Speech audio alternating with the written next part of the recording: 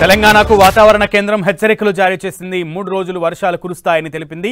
బంగాళాఖాతంలో ఏర్పడిన అల్పపీడనంతో కురిసిన వర్షాల నుంచి తేరుకునే లోపే వాతావరణ కేంద్రం మరో పిడుగులాంటి వార్త చెప్పింది. బంగాళాఖాతంలో మరో అల్పపీడనం ఏర్పడిందని, దీని ప్రభావంతో 3 రోజుల పాటు పలు జిల్లాల్లో వర్షాలు కురుస్తాయని వెల్లడించింది.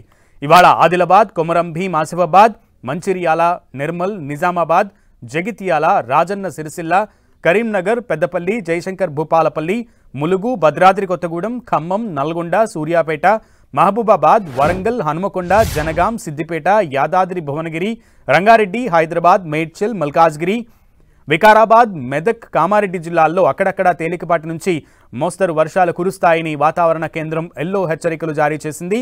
దీంతో పాటు మరో 2 రోజుల పాటు పలు జిల్లాలకు వర్ష సూచన ఇస్తూ ఎల్లో అలర్ట్ జారీ చేసింది.